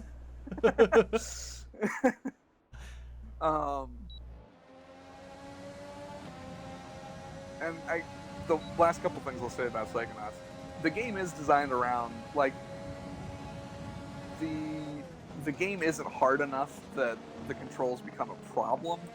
It's just that you're always just wishing that it controlled sharper. Yeah. Because it would be a lot more fun if it did. Yeah. I think I probably feel similarly to Cave Story. It was like, I was able to beat it, it was fine, but it did become a problem if you wanted to do any of the end game content, where it got like brutally hard, which I was interested in, but I was just like, there's just no way. Like, there's absolutely no way. And I know it's possible because I watch people on YouTube do it, but it seems crazy. But I am still kind of excited about Psychonauts too, because the gameplay trailers for it, the graphics look like a gigantic leap forward. Not just like generally prettier, but like across the board, just the art style looks even better. And it had a really cool original song sung by Jack Black in the trailer. What? I mean, I'm sold. And the reason with Jack Black is that Jack Black has worked with Tim Schafer before. Brutal Legend features Jack Black. Yeah, I remember that. Wow. Wow. Yeah. You're like unlocking memories I forgot I had. Yeah. Coven said that's called a running out of talent. Yeah, that's yeah. I'm not doing good today. Thinking of 2D platforms, Eric, have you ever played Shovel Knight? Of course, I love Shovel Knight. I lost you. I said, of course, I love Shovel Knight. Oh, okay, yeah. Yeah, I freaking played the crap out of that. Yeah. Yeah, I love it. I have not played its many like DLCs with the other Knights, but I need to. It's definitely on my bucket list, or on my backlog, I guess I should say. I've tried playing some of the DLC stuff, and none of it quite hooked me like the regular Shovel Knight. Yeah, I think it's because the other characters, they've got interesting game mechanics, but they're ones that I'm not good at. Yeah. Well, and they were kind of like retroactively like put in later, so I mean the game was made for the Shovel Knight, so. But yeah, no, that game's incredible. I am a big fan of that game. Yeah. And I actually played through that on my PlayStation Vita. And I have no regrets about that, because the Vita had like a really tight clicky D-pad, which was really nice for platforming. And the game looked so pretty on the OLED screen that was on the early Vitas. Wow, yeah, I bet that would be awesome. I played it on my Nintendo Switch, but through like my television. I lost you again, Eric. Sorry. No, you're good. I played it on my Nintendo Switch, but through my television, so it wasn't handheld. I'm sure I played a little bit of it handheld, but mostly on the TV. Lucky Girl says, it's crazy how Mitsubishi and Subaru cars are intended for rally, yet most of the car community, including myself, considers them tuner JDM cars. I mean, I don't really know much about that, so I agree. I guess it is crazy. Coven says the Evo guys definitely do that. Subaru's 80/20 on the tuner off-road, and then almost anything Subaru has an aftermarket for off-road. I mean, I think part of the reason that you see a lot of like street modified Evos and STIs and WRXs is that rally is expensive. Yeah, I can only imagine. Because like have a good rally, to have like a good like rally spec suspension, that is expensive alone. But also, you break stuff when you go off road. Yeah.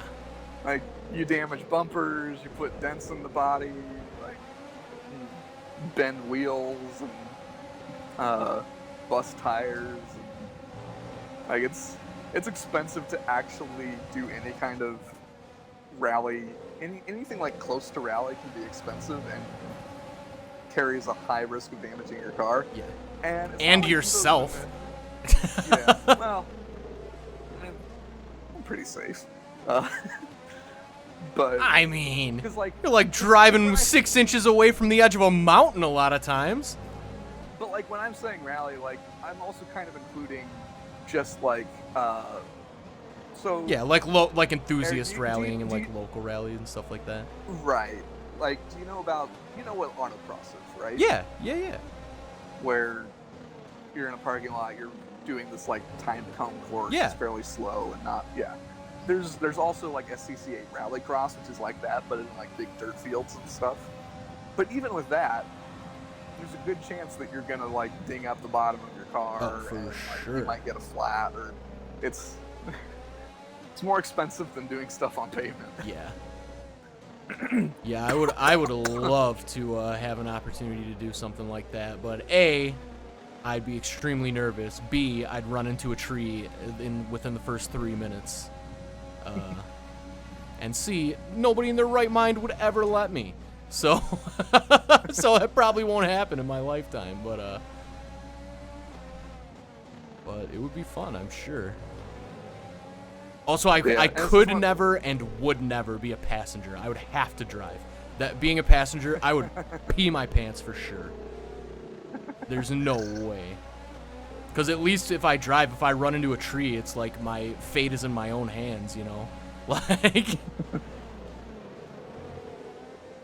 Yeah, you'll have to talk to Zach, because when he went with Subaru to Goodwood Festival of Speed one year, he got to ride in a Subaru rally car on the rally stage at Goodwood. Yeah, I'd be terrified. I'm kind of jealous.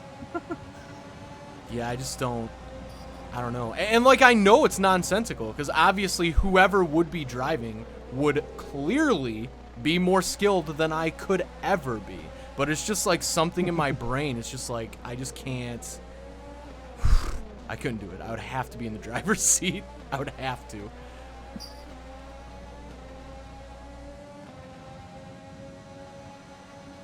And while I am jealous that Zach got to do that, honestly, I don't know that I would fit I don't know if I would have fit in a race car, because I'm a little bit of a big guy, and there are a lot of racing seats and harnesses that I don't fit into. Oh, wow. Yeah, I'm not a big fan of, and I've only sat in maybe like 2, but I was never a big fan of any racing seat. I found them ridiculously uncomfortable. Yeah. Well, and also, like, besides like rally stuff costing money, like if you're putting a lot of money into modifying your car, you don't necessarily want to like ding it up and get it scratched, even if you do have the money to fix it up. Yeah, for sure. Because you want to show it off. Yeah. Like you kind of have to, if you're gonna build a car to like actually do some rally stuff, even light stuff, you just have to understand that you're gonna have paint scratches and chips and some dents and dirt. Yeah, other stuff. Yeah, it's gonna look beat up.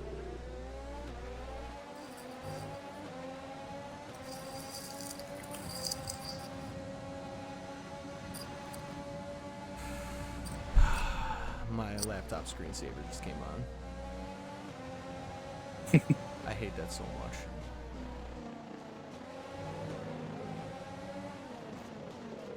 Oh no.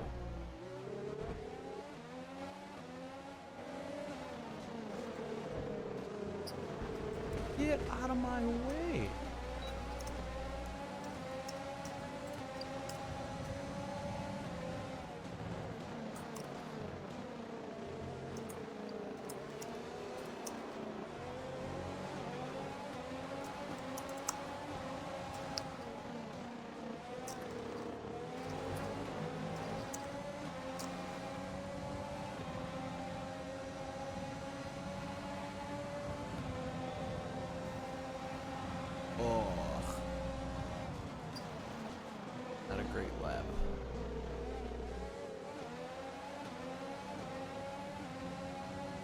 So we come to the awkward silence portion of the stream.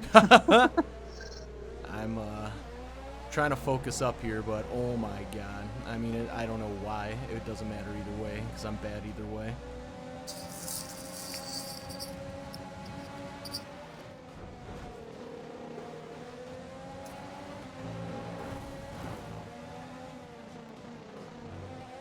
You know what we didn't even talk about yet? Heads-up displays.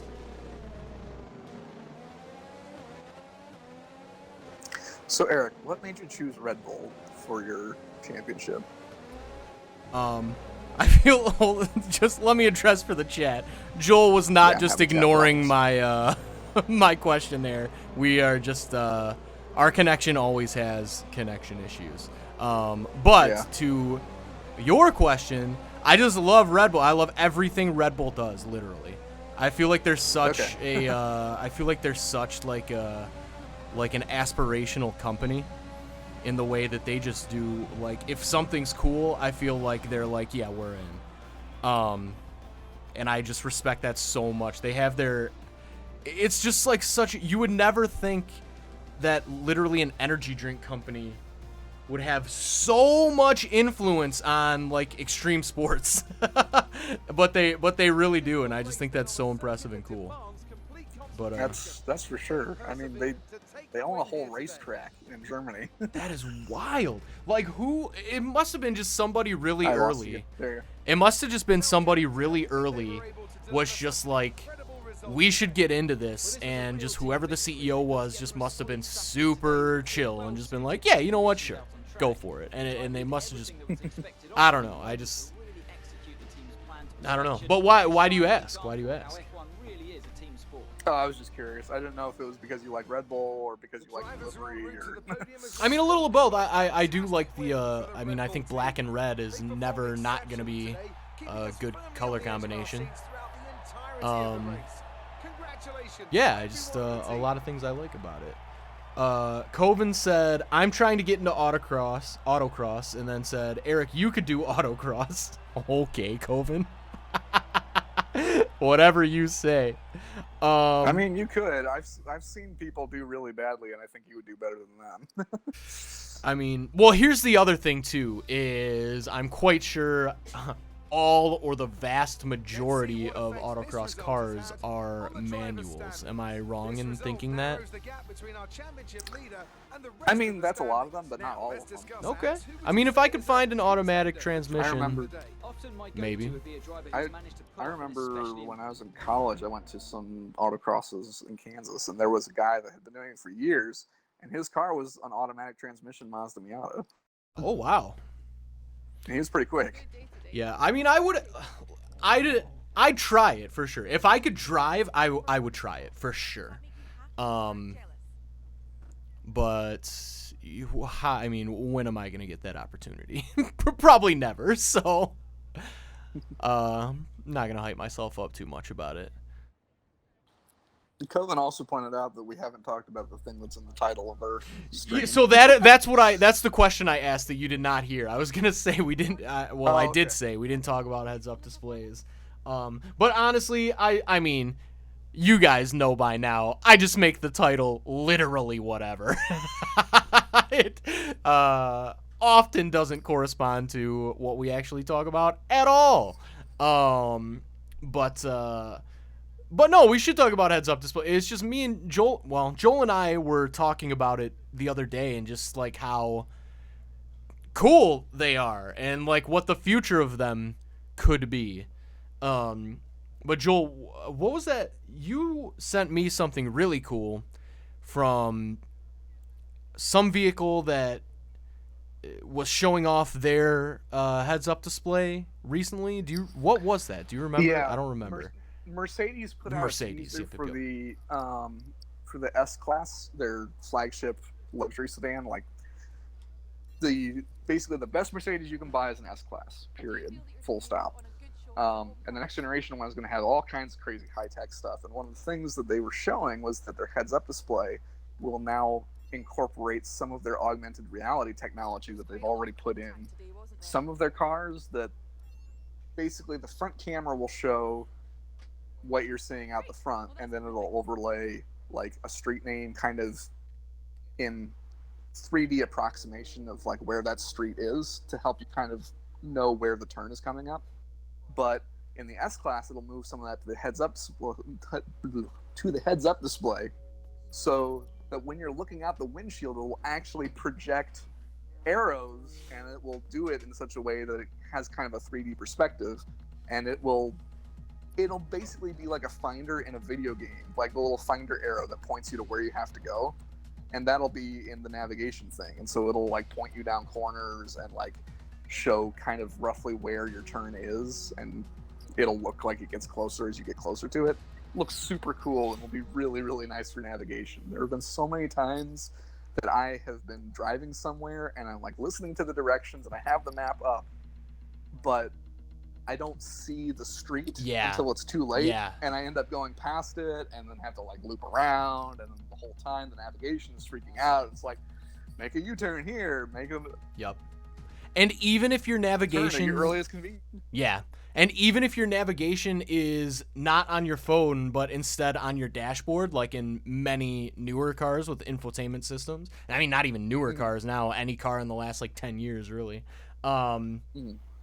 Even still, that little movement of your eyes is like, I mean, dangerous feels like harsh, but it is dangerous. Like, you should not look away from the road ever when you're driving, like, ideally.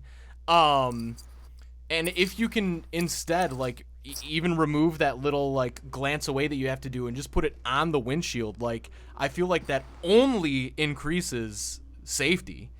Plus with the added benefit of the fact that it's awesome. Like, I was telling you, like, I want my car's windshield to look like the inside of Iron Man's helmet. Like, that's, I want everything HUDified. And for anybody who doesn't know, we're kind of using both HUD and heads up display. HUD is just HUD. It just stands for heads up display. And if, like in Iron Man's case, it's like all the stuff inside of his helmet, like that's the heads up display. And you see it in a lot of video games as well. But I think that stuff is awesome. I can't believe there's not more of it already, and I hope there is just a ton of it moving forward. Yeah, and like there's a lot that I like about heads-up displays, and a big part of it is the fact that you don't have to like look down at your instrument panel or look over to your infotainment screen. It's just right there in front of you. And this system in the Mercedes looks pretty, like, actually does look kind of close to Iron Man type stuff. Yeah. Like the fluidity of the animation and how quickly it responds is actually really quite impressive. I was trying to put a link into the chat, but it's not letting me. Oh, really? Through Twitch or through YouTube? But, Twitch. Oh, weird. I'm not hearing you. I just said that's weird. I thought links were allowed. Yeah, I'm trying. Oh wait, you know what? I'm signed in. I don't know what it is. But anyway. How? Okay, hold on. Hold on. How can the very first gate I go through turn red as soon as I go through it? It's the first one. I don't get it. It's literally the first one. How did I mess it up? I went right through it. Did you not go through it fast enough? Because like you have to hit a certain time. But the very first one? I'm not hearing you. It's the very first one, though. The very first one. I'm still. There you are. I'm just saying the very first one 100 times over and over again because I don't get it. It's the very first one.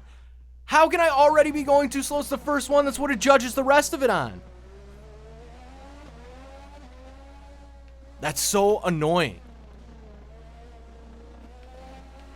All right. I'm done whining. Yeah. Oh. Yeah. I keep losing you. Yeah. Sorry. I really don't know what it is about our connection.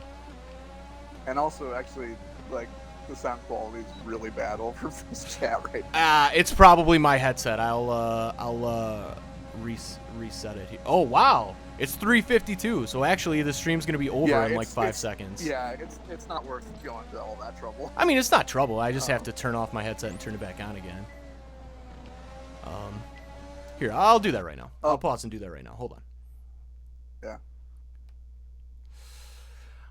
And while we're waiting on Joel, Coven said, look it up. There's events all around right now. SCCA is auto and manual. That's pretty cool. Lucky Girl says, did you hear that Lexus just released an all-wheel drive version of the Lexus ES? It's called the Lexus ES 250. That I did not hear about that, but I bet Joel did. Oh, that is so much better.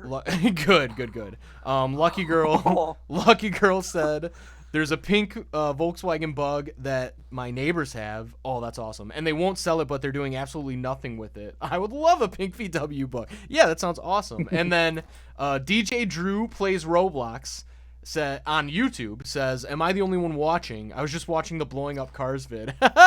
Hey, that's awesome. I came up with that video series, so I'm glad you liked it way back in the day. But no, DJ, we're streaming to Twitch and YouTube, and everything's broken today. So normally the Twitch chatters and the YouTube chatters can like talk to each other, but today they can't. But you are not the only one watching, but there's definitely people watching on Twitch as well. And then Coven said air cooled, but I'm not sure what you're referring to with air cooled. Okay, so old Volkswagen, old Beetles, they're air-cooled cars. They don't have a radiator and coolant running through them. What? They're just cooled by air going over them and a fan. Is like how? How do they not like overheat all the time, or do they? Well, I mean, no, they don't. They have a cooling fan that helps get air over the engine. There's lots of little fins and stuff on the valve covers and things. It's cooled by air and the oil that's passing through it. Wow. It's really simple, and it's lightweight too. Because you're not. I mean, I'm like, how do they like pull that off, and why don't more cars do it if you can pull it off? Well, so, I mean, they were simple engines. They didn't run very hard or super hot or anything. I think something that also helped. What, Joel? I'm sorry. Hold on. I'm sorry. What did the volume of my spotter just get like a million times louder for the chat as well? I literally I couldn't even hear it for the entire time we were streaming. And now it's so loud, I literally can't even hear you talking, Joel. Oh, wow. Like, what happened? That is so weird. Hold on, I'm gonna. Also, Lucky Girl, I know so many stories about people with old cars that they just let them sit around, don't do anything with them, and they also won't sell them because if something's only like, oh, I'm gonna do something with that, and yeah, it's like 20 years later and it's still sat there, or it's something like, oh, I'm saving that for my son, who's gonna restore it, and it's like, no, he's not. Yeah, he definitely isn't. He's not gonna be interested in cars with any skills. Sell the thing to me because it's just gonna sit in your garage, your barn, or your yard for the next 30 years and just get worse than it already is. Didn't you hear, neighbor? I'm your son now. Yeah. I'll actually restore it. I'll fulfill your dream of restoring this car. Do all of us a favor and give me Oh your car. my god. I'm literally seconds away from chucking this stupid controller. Oh my god.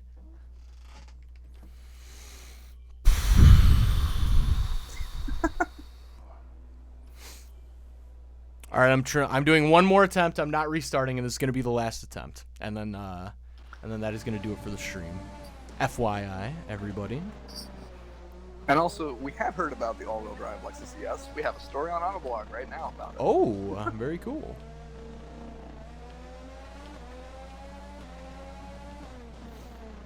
Like, what is with this game's audio? Now I can't hear anything.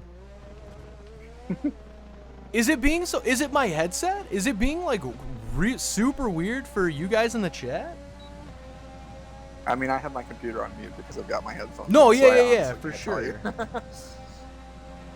That's so weird. I mean, it's literally I literally can't hear the game now.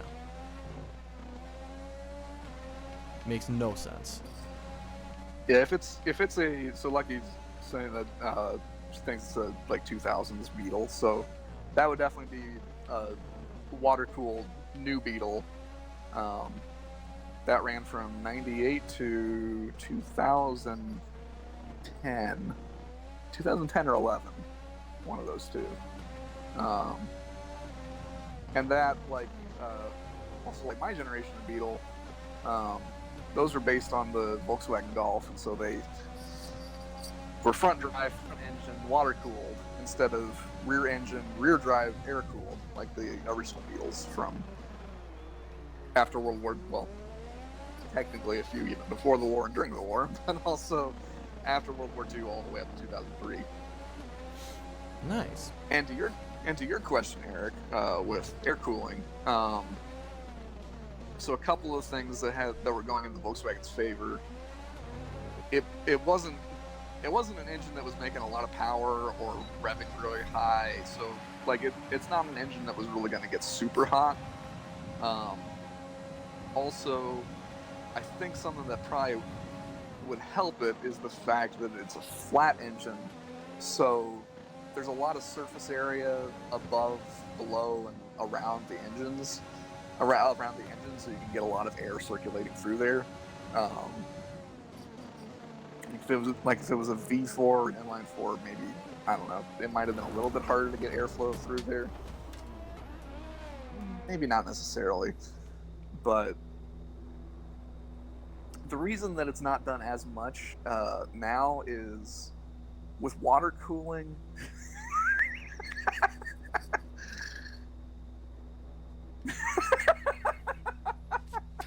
My dog can tell I'm furious. I am literally furious. Oh, my dog's playing. What are you doing, puppy? How'd you do that? Oh, no, it started. I was like... I just saw that you spun and you just like set the controller down and just let it go. Yeah. Yeah. Not a great way to end. But what were you saying, Joel? And then we'll wrap it up here. Yeah, so with water cooling, I think a number of the advantages with that is that you can handle higher temperatures. You have more control over you have more control over your temperature management because you can like add a larger radiator or more coolant, or like there's a lot of things that you can do to manage heat more than if it's air cooled. There's only so much that you can do with air cooling, and also, I mean, you're not as much at the mercy of the ambient air temperature. I mean, if you're down in like Death Valley, yeah, your cooling is always going to be hurt more. But if you're just going with air cooling, you've got a bigger issue on your hands than if you've got water cooling. For sure. Man, well, that is crazy. Plus, there are ways that you can then heat up the engine quicker. Like when it's cold out, you can keep the engine coolant from going through the radiator early so that you can heat up the coolant. You can get the engine up to temperature faster, which means it's running more efficient, which means it's able to make power better, and it's able to generate fewer emissions and be more efficient. And it helps get the oil temperature up to temperature faster, so that way you're not causing excess wear on the engine, and it also benefits efficiency and stuff. There's a lot of benefits to water cooling. There are benefits to air cooling too. It all depends on the application and like what you're valuing with that engine. Like if you're doing something super simple, I mean like a lawnmower engine or something, like you don't want to go through all the trouble of like having coolant and running coolant around to a radiator or something. Yeah, you just want it makes to be sense. simple and easy. Yeah. So it depends on like what application. Nice. Well, I certainly learned something today, and I hope that you guys did as well. That is gonna do it for the stream today. Sorry, I am absolute hot garbage at this game. I did really bad today. That's my bad. But thanks for watching all the same. We really appreciate it. Let me catch up here. Lucky Girl talking about some manual shifting. Coven also likes the manuals. Lucky Girls says it's like a 2000s model pink bug. That's awesome. Tommy says hear it fine on stream. Yeah, that's so. Yeah, oh man, I hope my headset's not going. That would bum me out. Coven can just hear the car. Wow, that's yeah. So something's going on. Lucky Girls talking about overheating, and then said thanks for the stream. Thank you. And then I saw some people I missed on YouTube. Sorry, YouTube. This thing, my chat app likes to break sometimes. Today was one of those days. Apologies. But I hope everybody enjoyed the stream. If you're unaware, this is the official Autoblog.com live stream. We do this every Tuesday and Thursday from 2 o'clock to 4 o'clock Eastern time.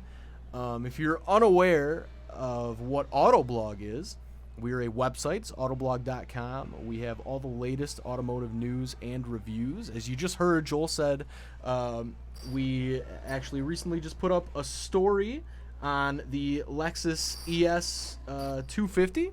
So you can learn about that and many more things on site. Joel, do you have anything in particular that you want to shout out?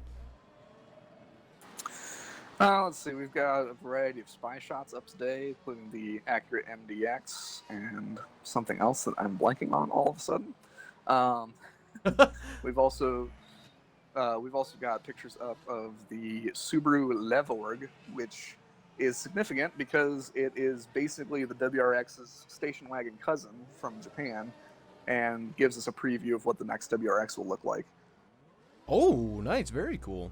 So yeah, so go check that out on site. I lost you, Eric. There you are.